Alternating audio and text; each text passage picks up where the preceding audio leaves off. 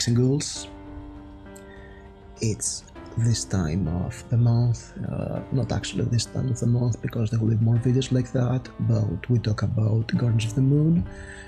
I started my reread of the book. I've just finished book 4 out of 7 books of this one here. I'm reading very slow, I know that. Well, work does take time, and also I had to do some writing in the beginning of the year. I am doing some gaming to decompress, so reading is going quite slow. And today we will talk about books 1 and 2 of Gardens of the Moon, because it's kind of chunky. It's 700 pages. I've read about 400 and some, and in this video we'll talk about the first 2 books and the prologue. I kept notes as I was reading, that's why the reading is going so slow. And also, fair warning, I'm commenting on those books chapter by chapter, having read the entire 10 books of the Malazan Book of the Fallen. So at some point there will be some spoilers for people who have not read the rest of the series. If you're one of them, if you haven't read the entire series yet, I would suggest you, at the point I get to the spoilers, you click the save or watch later and come back to these videos when you have completed the series. Of course, there will be a video at the end about the book on its own without having read other books, okay? But before that, I have to comment on 2 things. First of all, I have forgotten how great was Steven Erikson's writing, because I just opened the book, I've read the prologue, and I was like, oh my god, the writing is great, it's amazing. And you know what, I feel, I remember something that Steven Erikson was a literary author who happens to write fantasy, not a fantasy author. And his first book was a literary book. He has quite a few creative writing degrees. I know I'm umming and stopping, but I'll do my best to keep edits to a minimum for this series. It's more informal. Unless there's a huge blooper, I won't fix it that much. Sorry for that, but you're here for a ride, I guess. And you know what, it hit me just yesterday. If I had to compare Steven Erikson with another contemporary author, a big science fiction and fantasy author, I'd say that Steven Erikson is the epic version of Clive Barker.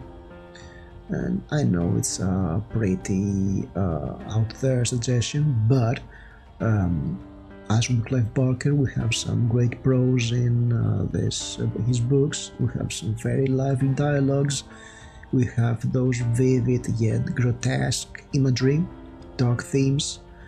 The characters are slim but iconic. We have the perspectives of the monsters too, and very humanized monsters, which is the Clive Barker staple. The plots can get very complex, and the story structure can be unorthodox, as with the fantasy Clive Barker books like Weaveworld. And the second thing I have to say is that I made a video some time ago about why people leave Gardens of the Moon, and I was like, people abandon this book in the first 200 pages because they don't understand anything. And rereading that, I understood that it's not the gobbledygook naming of everything, that there are a lot of names you don't know what it's about, and things are kind of explained despite what I was remembering. But the truth is that between books 1 and 2, all the momentum built is lost, and this can be frustrating. And that's a recurring theme with Malazan Book of the Fallen. You have to get used to it. This series is a deconstruction of the fantasy genre, and as deconstruction it can always be alienating when the tropes of the genre and the conventions are not followed. So, telling that, those of you who have not read the entire series, you can click off the video, save it for later, and come back in 2 years' time when the read-along is complete in order to watch this video. Alright, because we'll go into the chapter-by-chapter breakdown, and yeah, we'll talk about the later books. I mean, we start with the prologue, which is amazing. The opening is so evocative. One can go through the prologue of this book line by line, find something interesting to comment about, which is great. But I don't remember this prologue being there of child Gano's parent first meeting the bridge burners. We are 10 years before Guardians of the Moon. The main plot, the Shades of Pale, and the whole thing with Dagestan. Sorry. And Paran is a child. We see a lot of important characters. Here we first see Shirley, known as Lassine in the rest of the series, and we also get this. We have established early on that name changes are very important to the series. It's a trope of Erikson. We have Fiddler and Whiskey Jack, and Fiddler is a great touch because after reading the prologue, I immediately went back to the ending of The Crippled God. Yes, spoilers. And I was amazed at how cyclical it was, how we end this, the book, the whole 10 books, by having Paran's dialogue with Whiskey Jack inverted, and Fiddler is also there. Spoilers. And you know, the book starts with the wind vane spinning with the wind, and in the end it is stuck like the chained god, and that's a great cyclical writing. It's great writing chops. It was amazing. And the scene before this one in The Crippled God was about how Amanas and Cotillion comment on what their big plan was. So it's only fitting that starting with chapter 1, we get the start of their plan. So we have book 1, we have the farm boy trope inverted here. We have the fisher girl who is chosen by a god as a villain. Or maybe not as a villain, because they're not heroes and villains exactly in Malazan. But we have a great introduction to those two very important characters, Shadow Throne and Rope. We have the theme of the Empire being cruel tyranny, and because we have the old witch Riga, who is struck by a cavalry rider and killed. And then we have the hounds unleashed on them, and this is a very clear warning that there are no heroes, there are no merciful gods, nobody is a good guy in this book, or a good gal. And we have the twin themes of cruelty and mercy, which are recurring themes throughout Book of the Fallen. And we also see Ganoes being chosen by the Empire, by the Adjunct, to hunt Sori down. So we have those two characters first interacting, and through them we get to the rest of the story. We follow those two characters, Sori and Ganoes, throughout the rest of the book, and things get complicated as we go along. And I have to admit that the first chapter is going at a great clip. Events do unfold, and they do unfold fast. There are way more explanations that I remember. I mean, we get a definition of warrens right in this part, when Ganoes has to go through one warren to get somewhere. And yeah, I really liked how we have Ganoes' sisters, the Paran sisters, introduced at the end of the chapter, because it's very subtle to see them here for the first time, and then they become very important for the series, so that's a great touch. And to be honest, I have forgotten most of the prologue and book 1 and chapter 1. I thought that the prologue was Sori being chosen by Shadow Throne and Amanas, and then chapter 1 was the Seas of Pale. But it's not. Chapter 2 is the Seas of Pale, and oh boy, I do remember this one. Actually, I remember a much bloodier fight.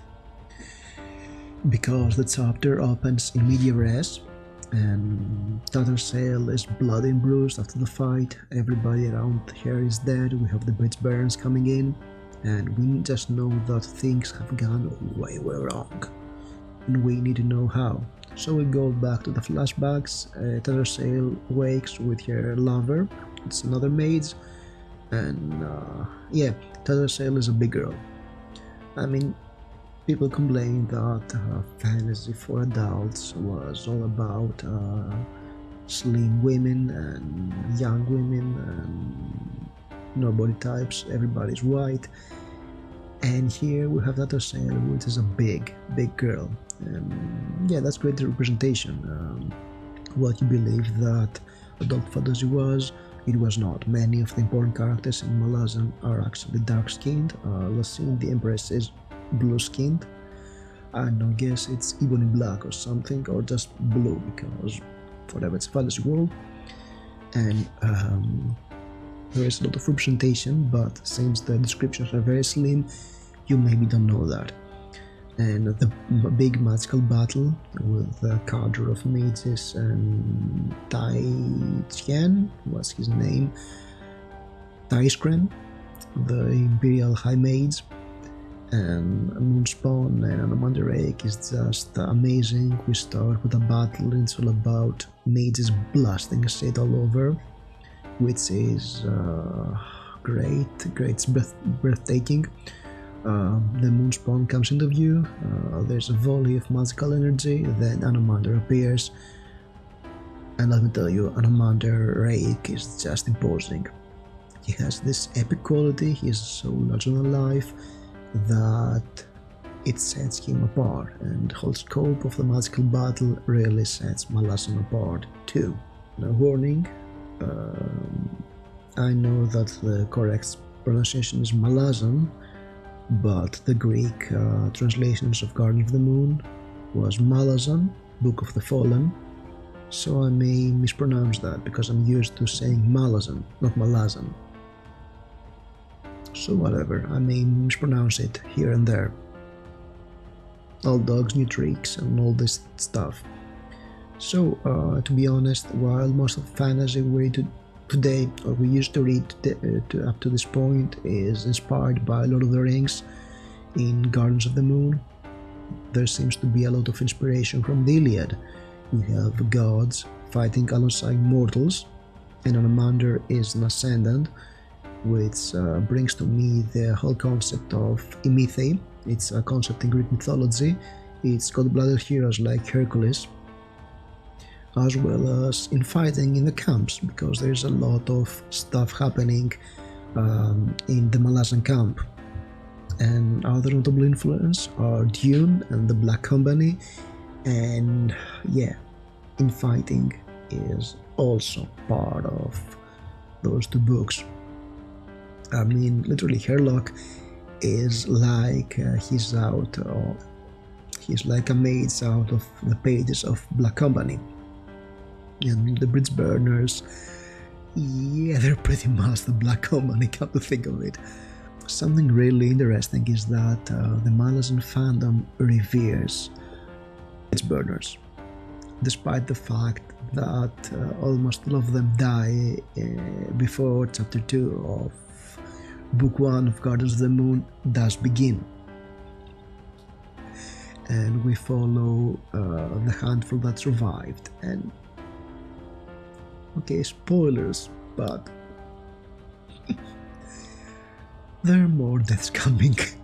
So yeah, I was telling you about the infighting, and as the mages fight, they're taken out by Taiskren, the High Mage of the Malazan Empire, and Anomander too.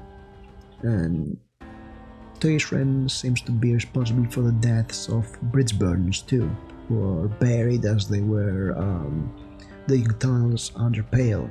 And it seems to me like he's taking out the old Emperor's loyalist, because as we know early on, Lasine got rid of the Emperor and Dancer, his assassin. They're gone, sort of. everybody knows that they're not gone, but whatever.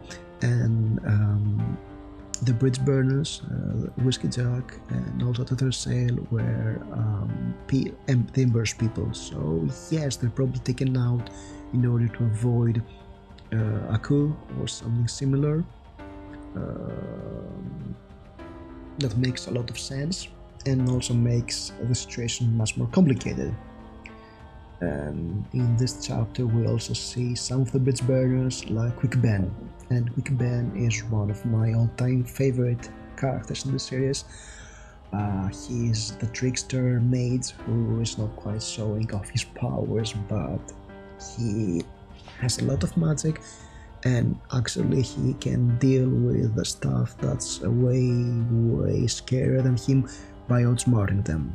And he reminds me of John Constantine from the DC Comics, another great character I love, and I love the trickster mage archetype, and Quick Ben fits that. He is great. So Quick Ben is hiding his true powers, but he ties Herlock's soul to a doll because Herlock is cut in two and dying, but he had a deal with Quick Ben, I guess. And then Tattered Sail raised Deck of Dragons, which is another important element of Book of the Fallen of the Malazan world. It's like a tarot deck, only it's also a depiction of the pantheon of the world, and it is changing as gods and ascendants emerge or form alliances. So it's kind of tricky, and we'll see later on how this works with the master of the deck and new cards appearing, the emerging of House of Chains later on. It's very interesting, and here we're introduced to that and see how important it is, and it's also magical. And of course we have an alliance, an uneasy alliance between Tattered Sail, Herlock and Bridge Burners, as they understand that somebody's out to get them, and it's probably the High Mage. And we also have the introduction of Moranth. It's a race that is allied to Malazan, and we know nothing about them. They are given time to go into Pale and exact their revenge, because that was part of their negotiation with the Malazan Empire. And yeah, we've got the theme of cruelty all over again. But enough about chapter 2, I mean it's already too long at this point. We'll go to chapter 3. And chapter 3 is about Parn again. He's assigned to Bridge Burners because Sori is part of the Bridge Burners, and he comes to Pale.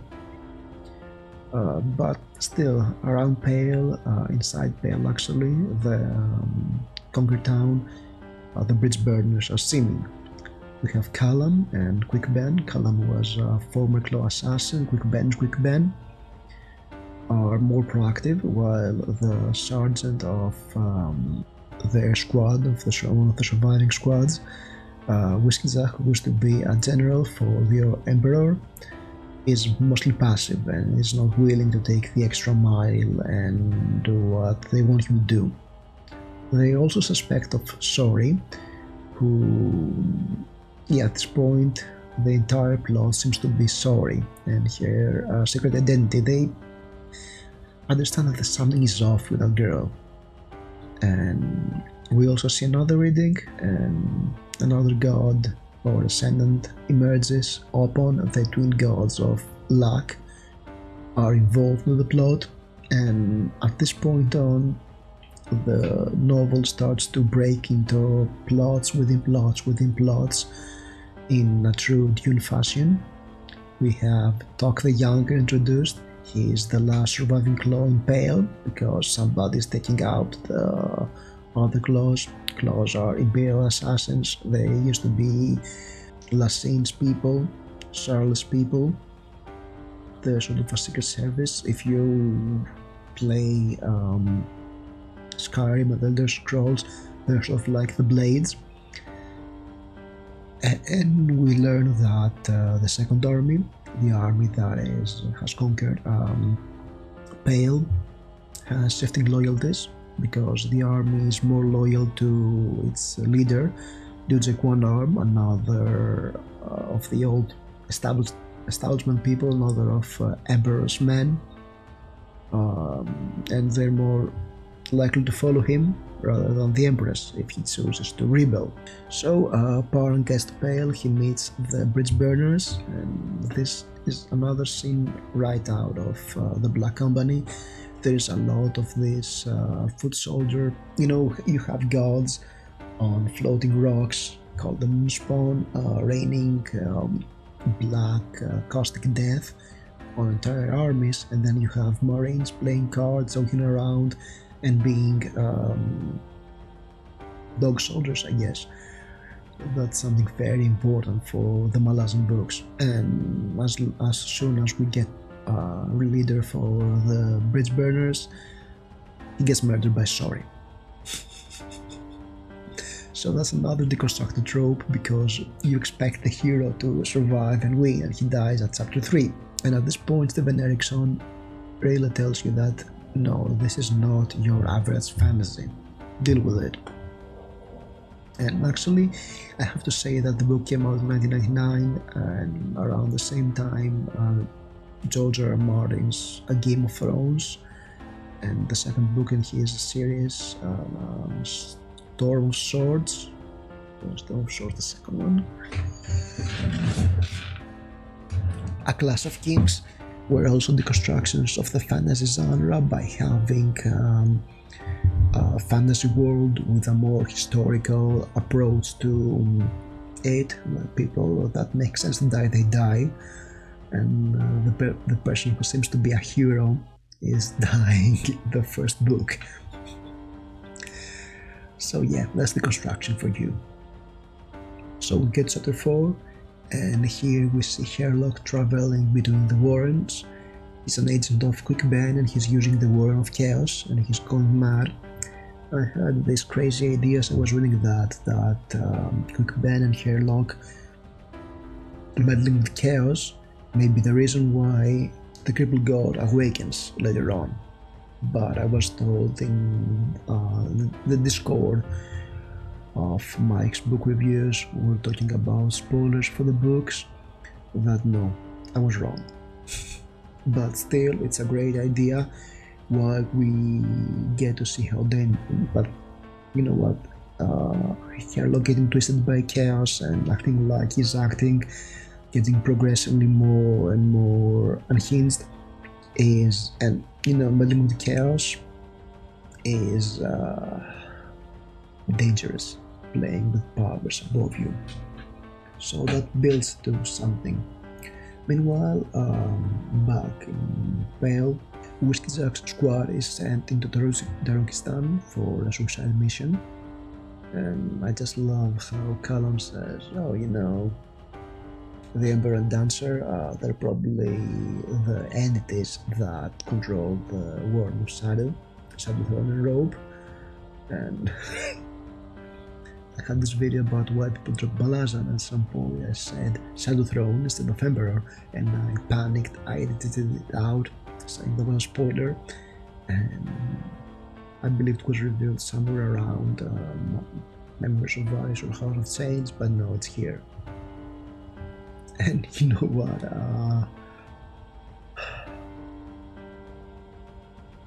yeah, a lot of things are explained very early on, and I was impressed by that. And to be honest, Callum and Quick Ben,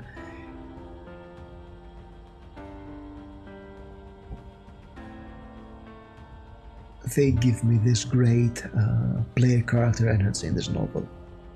Them, Paran, and Tattersail are player characters, and Callum and Quick Ben are probably the veterans in the group.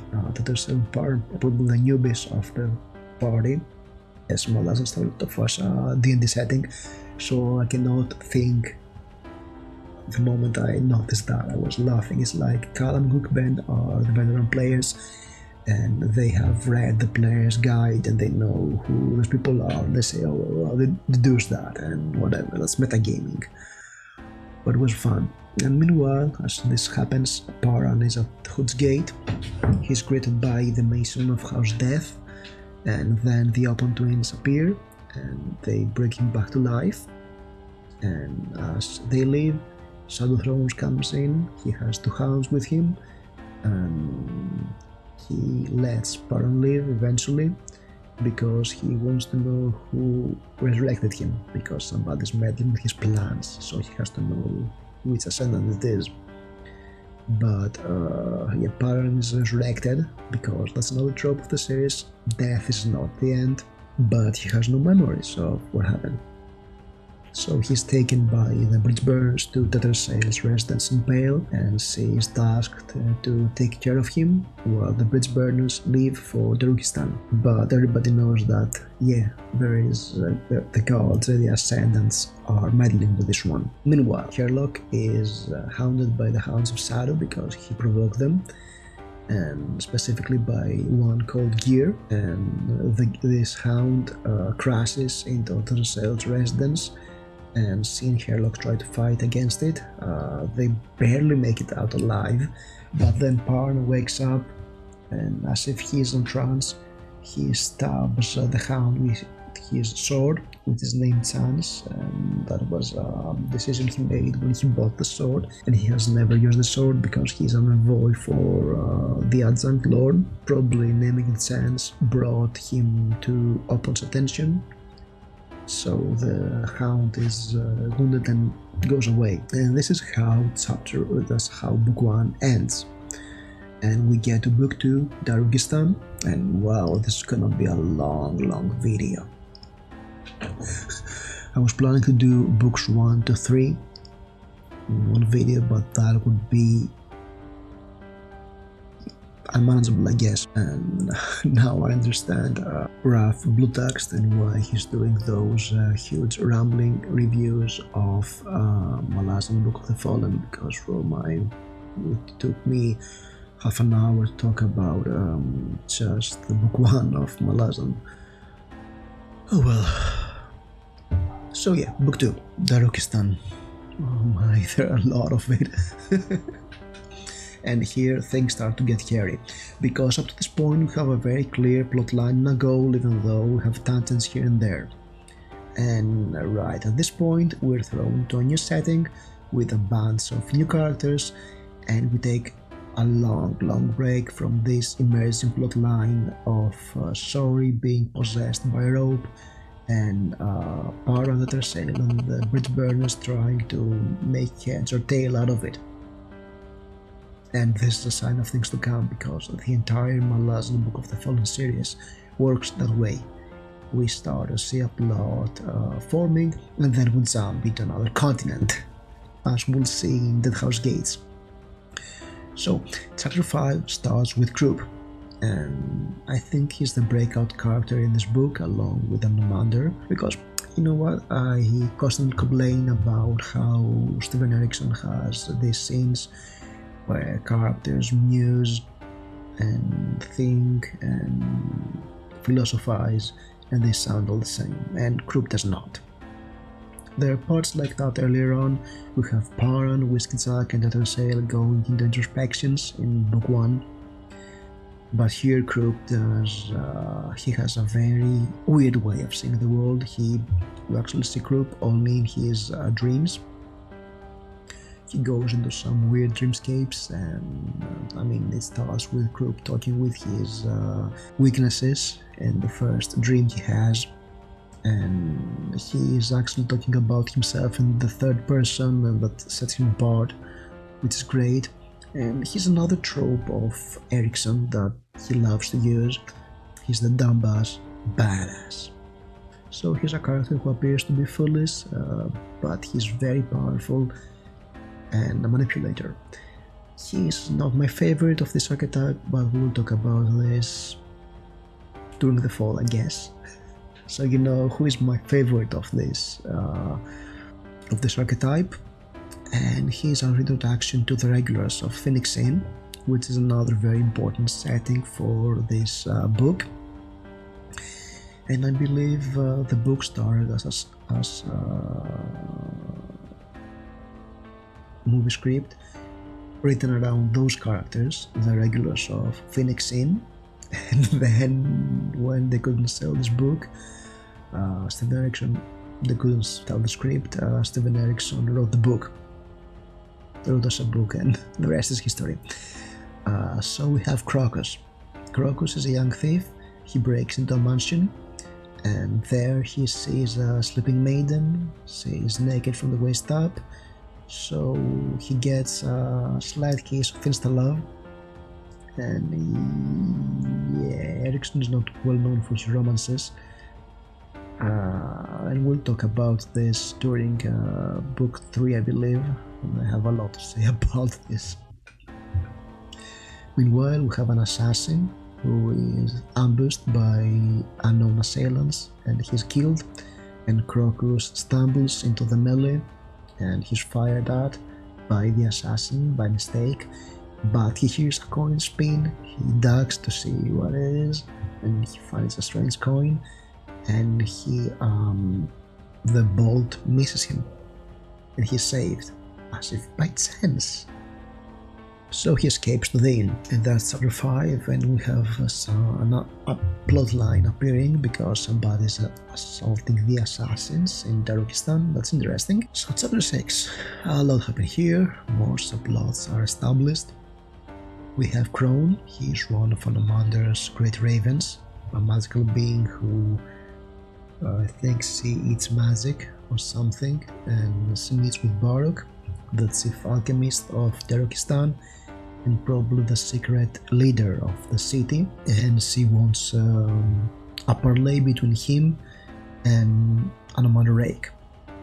And the Muspon, who has left Pale, is hovering over Darukistan. Anomander, in his wisdom, has identified that the alchemists are the real power in Darukistan, and he wants to talk with them and form an alliance. And as Crone and Baruch talk, the chief councilman, Turbanor, appears, and he is pursuing an alliance between the Malazan Empire and Darukistan. And after he leaves, and we'll also have some spy shenanigans, but you know it's getting too much, too complicated. And after he leaves, Anomander enters the room, and oh my god, Anomander Rake is the Chad Elric of Malibone. He is a dark elf, he is dark skinned, has white hair, he has a black sword that is stealing souls, but he's got so much Chad energy. I would literally make a meme of Chad Anomander versus Elric. So you get a point. And same as with the Bridge Burners, fans love Anomander, despite the fact that he is almost a secondary character in the entire series. But here, in the first book, he is a badass. He's very imposing, he has this sardonic sense, he's so in control, he's so powerful, so arrogant, and he has a right to be arrogant. And he is a power to be reckoned with. In this scene, here we glimpse at his depth. And reading this Anomander here, I'm like, I should get the prequels very soon. Because I would learn more about Anomander and who he was. Meanwhile, we have another Phoenixine resident, Ralik Nam. He's an assassin, and he is out to assassinate Lady Simtal, the ex-wife of his friend Cole, and she is sleeping around with a lot of powerful men in order to gain influence. And she's curvy, which makes me think that maybe Steven Erikson likes them thick. And I get that, I can appreciate that. So yeah, as he is watching her sleep with one of the councilmen, he changes his mind and he thinks, if I murder the councilman, it will be a better revenge.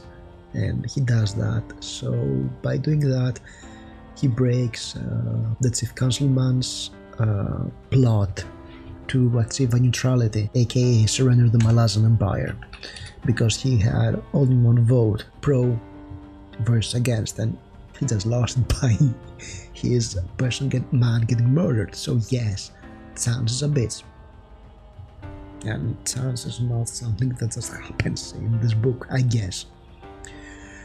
So after Alec escapes from the crime scene, he is informed by the leader of the Assassin's Guild that, hey dude, you're out there, so somebody's killing the rest of us and you're supposed to be the bait. More plot lines. Chapter 7, and here we have another Krupa dream. He is visited by an elder god, Kroll, And Krulha is mostly a forgotten god because there is a lot of sort of like Langmar or Discworld gods, meaning that you may be an ascendant and you work by different rules, and if you gain a following, you become a god. And Krul used to be a great god. He was ancient hunter god, but he's mostly forgotten. However, when the assassins killed the assassin in chapter 5, it happened in his temple and blood fell, and this awakened him. So he's warning of things to come in the future, and I guess he means things to come in this book, because a lot of things come in the future. Meanwhile, we have the spy shenanigans. We have Circuit Breaker. He's a guard of the chief councilman, and he's also a spy for Vale, the chief spy of Darukistan. And he has a scene where he is, he's writing a message and tears it up as if by chance he'll get a coin spin in his head. The stuff like that, there are a lot of plots at this point, and I'm getting bogged down by all those characters and plot lines. But what's really important in this scene, and why I mention it, is because he mentions that Darukistan used to be a thriving city, and now it's being put between two huge imperialist forces. We have the Malazan Empire and also the Panion Domin, who is extending to nearby cities, and that's the first time we see the Panion Domin mentioned, and some foreshadowing for what is to come in Memories of Ice. And also, that's something else about how good of a writer Steven Erikson is. He just needs these few lines of merchandise not being sold to paint with it the plight of an entire city. And dude, that's impressive. Yeah, this chapter is a bit slow. It sets up a lot of intrigues in Darukistan. Lady Simtal and Turbanor have a scuffle because he's accusing him that he's ready to lay down for the Malazans to take over the city. We have Murillo, another of the Phoenixine regulars, who seduces Or's wife in order to get an invitation to Simtal's fete, because that's their plan to take revenge for their friend. And yeah, this is an important plot point because the climax of the novel is this fete. And of course we have Crocus and Krupe. Krupe is Crocus' fence and also his guardian of sorts. He's a friend of his uncle and he's taking care of him and blah blah blah. And Crocus asks him to return the loot he took from the mansion because he can't stop thinking of the girl he robbed and saw her tits, and he's in love with her. And as they talk, Krupe noticed that Crocus has a Ponce coin, and then he goes to Baruch. They meet, and Krupe is an informant of Baruch, and maybe he's playing him, because Krupe may appear to be a fool, but he's a badass. And he tells Baruch that yes, Crocus has a Ponce coin, but before Krupe visits Baruch, he is in his mansion and he is hearing a bunch of noise from a crew of road workers outside, and this irritates him. He spills ink on a map and he thinks that this is a bad omen. Now, what are those Malazan people doing? I have to wait for book 3, but that's another video. So I hope this video was not over long.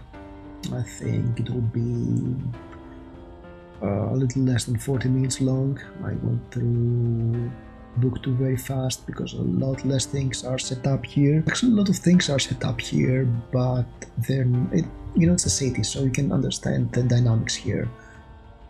And it's not over long, but I can understand why many people would stop at this point, because they're getting bogged down with a lot of minutiae and not a lot of things happening.